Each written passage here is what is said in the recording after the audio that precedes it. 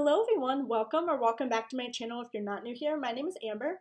As you can tell by the title, we're going to be talking about my second experience being in the mental hospital.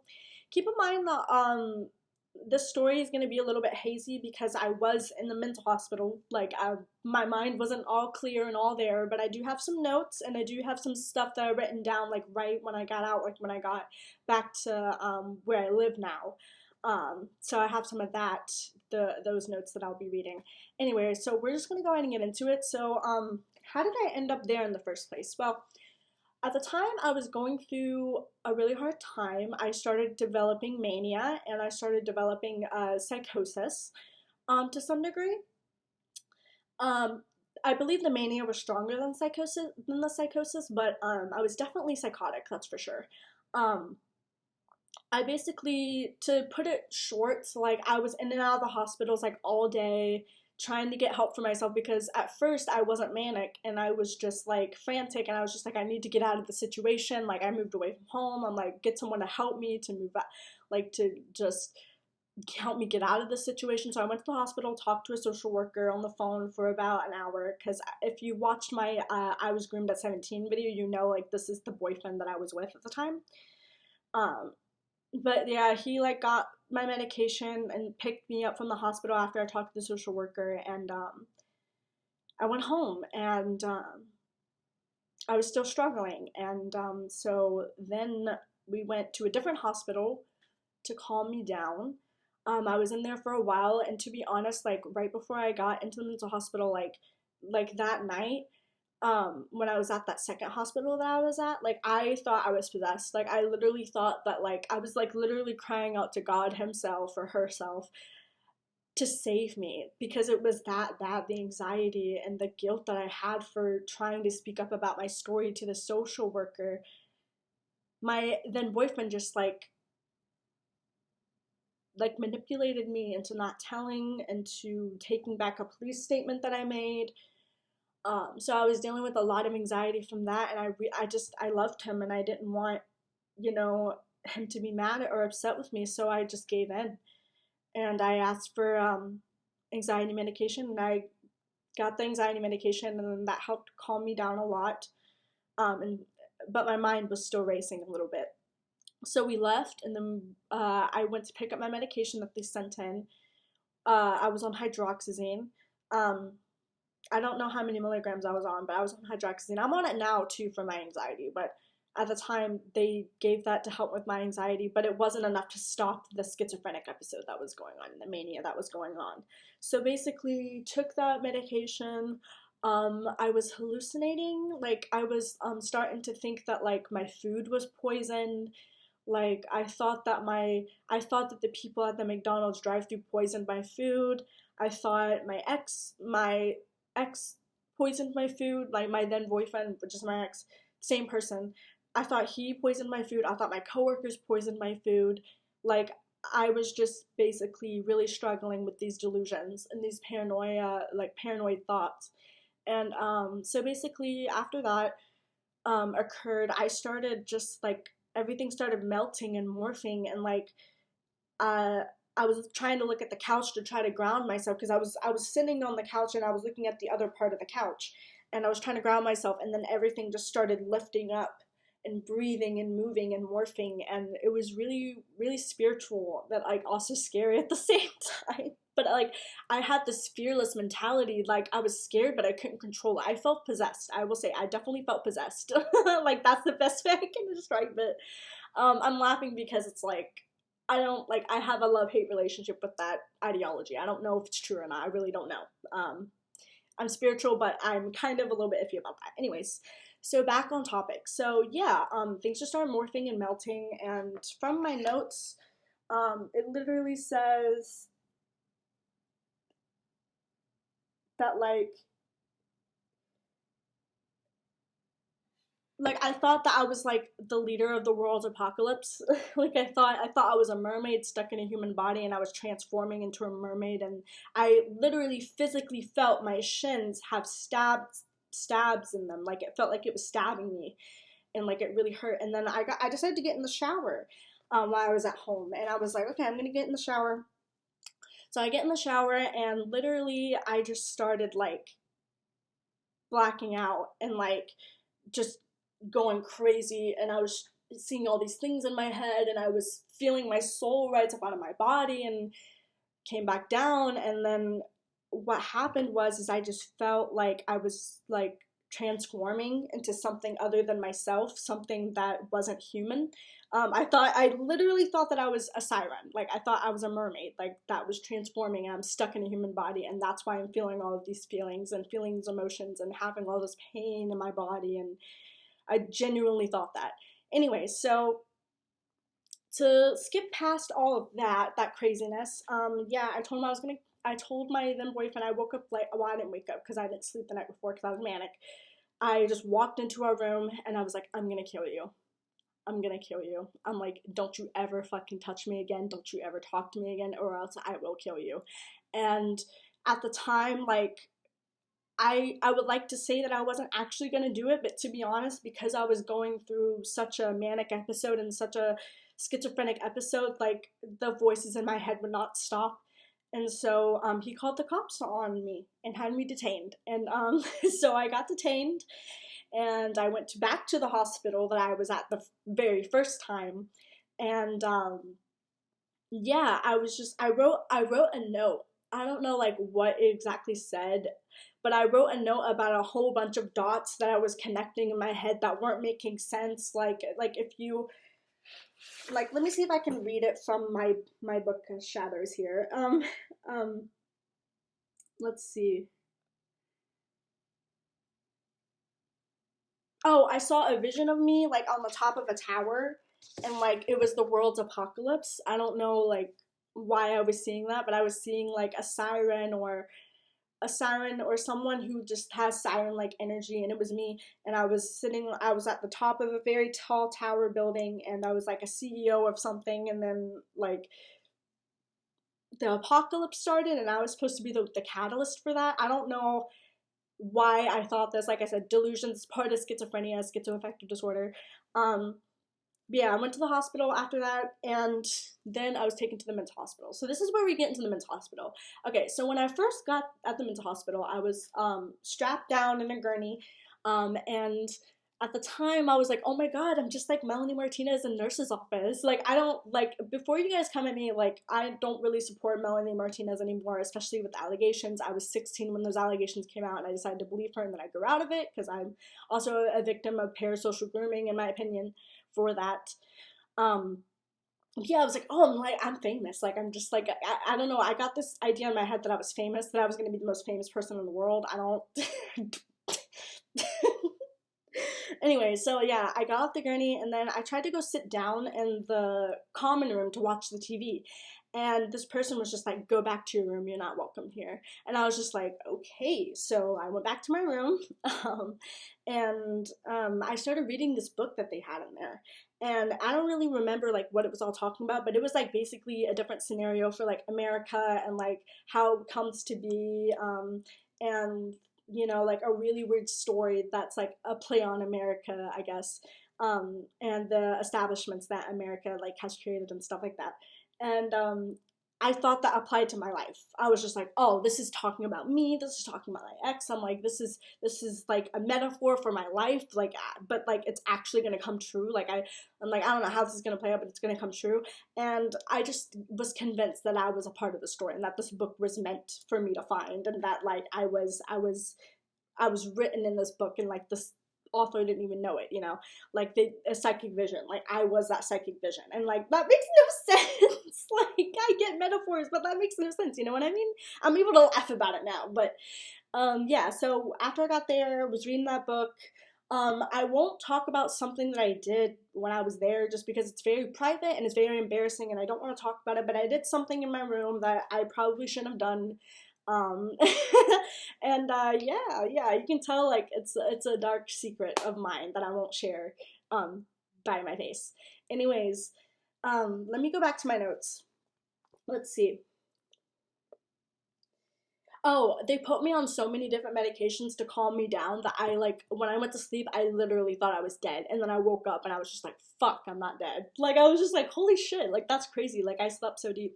Like it got to the point where like I was kind of scared like to take my medication because I was like, what if I don't wake up tomorrow? Like what if I die? But like I took it anyways. I was fine.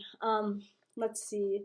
I met this woman that like I didn't even know her, but she like talked to me and she was just like she stopped me in the hallway and she was like, "Thank you for getting my kids taken away. Like now I have so much free time. Thank you for doing that." And I was just like, "I don't even know you." I'm like, "Who are you?" But I just went along with it. I was like, "Sure, yeah, you're welcome. Like, sure, of course." And she was like, "Seriously, like it meant the world to me." And I'm like, "Wow, okay, that's weird." Let's see what else. Oh, I thought the TV was talking to me like whenever I was sitting on the couch like in the common room after I got comfortable and everyone was okay kind of okay with me being there. I saw this girl with purple hair, like I think it was like a Simpsons episode or something. It reminded me of the Simpsons. I don't think it was a Simpsons, but it reminded me of it. And I thought that girl was me and I thought they were making fun of me. Like like I thought they were making fun of me. Um I thought I met my father there. Like I thought like this one guy like that was there. I thought he was my father. I don't know why I thought that. And then um I'm trying to think what else happened. Um I talked this guy out of dissociation. So like he was really going through it and I was just like talking to him and I'm like just deep breaths. I'm like you're going to relearn everything. You might struggle to do certain things right now because your mind is just trying to heal, but I'm like it will get better. Um I'm trying to think. I also like was since I was really manic. To be honest, this is like an educational thing, but usually when people are manic, they have hypersexual activity. So I was very hypersexual. I kissed this guy that was there, and I was so delusional. I thought that we were going to leave the mental hospital and go to Paris together. Like I genuinely believed that. I thought that was gonna happen. Yeah, very scary, very weird, but this is for educational purposes, you know, and to help people. Um, so I thought we were leaving. I remember one night I like knocked on his door and I looked over at the nurse to like make sure like she was like watching me and she looked back at me and she went and I was going like this and I was like, "Can I?" And she was like, so I did. I knocked on the door and I was like, "Hey, it's so and so. It's Amber. Like, let me in." And he was like, "Oh, okay." So I go in his room and we kiss. And like I remember right when we kissed, I had this flash of lightning, like that literally like was like in my head. It was very weird, very weird. I can't explain that. But there was like this bright light that just like was like this. Like I don't know how to explain it. Like it looked like this but like it was like in my head, but like I felt it and I saw it in my head. Does that make sense? I don't know. Anyway, but after a few seconds of us like he was like just stop like I feel like I can't control myself like I'm gonna hurt you and I was just like oh shit. So I was like okay yeah we can talk. I was like so we just sat down on the bed for a minute and we just talked a little bit and then the nurses came rushing in and they took me back to my room and they moved him like they literally moved him like to a different unit because of our like I don't want to say affair, but I didn't know at the time until like after the fact. But he had a wife, and I was just like, oh shit. So yeah, that was crazy. Um, let's see. I thought this one guy was my long lost brother too. Like I was just like, oh my god, like you're my brother. Like I've never met you before, but I just know you're my brother. Like I don't know. I just do. I just know. And he was just like, yeah, I guess I can be like a brother to you. And I was just like, no, like you're my brother. Like I know you. And then he was just like, what? And I was just like, yeah, I don't know. They moved him away too because of my behavior. Um, let's see. Basically, I just felt like all this crazy stuff was happening, and I was just like going crazy and trying to ground myself. But like, no matter what I did, like I just felt possessed, and I felt like I couldn't control what was going on. Um, there was this one guy that had like the like I don't know what was wrong with him and I'm not judging but at the time I was very judgmental and he had like these really captivating like eyes that almost looked snake like honestly because his pupils were so small um and I think he had like blue eyes or something like that. I just remember looking him in the eye and being like, oh shit, like this is a force to be reckoned with, like stay the fuck away from me. And he had really weird tattoos too, which kind of made me like feel some type of way. I was just like, oh, but yeah, he kept harassing me, and I was just like, I have a restraining order. Like, you can't touch me. And he was like, oh yeah, since when? And I'm like, now. And he's like, I don't think so. And then he just inches towards me, like, slowly, and I'm just backing away, like, I'm like, you step the fuck back or else I'm gonna fuck you up. And he was just like, I want you to try. I bet you could try, couldn't you? And I was just like, oh shit. And so the nurses stepped in and they took him back to his room and moved him, thank God. So I didn't have to deal with him for too much longer. I'm trying to think like what else happened. I guess I can talk about like my experience being like out of like when I got out of the mental hospital. Basically, I was just telling him I'm ready to go. I should have stayed longer. But I was just like, I'm ready to go. I know my rights. Like you gave me a whole paper list of my rights, and I'm like, I'm ready to leave. Like I know I can leave. Like let me leave. And they were like, well, you were involuntarily committed, so we can't really like just let you leave, but we'll talk to like some doctors and see what they say, and psychiatrists and see what they say. And so they let me leave.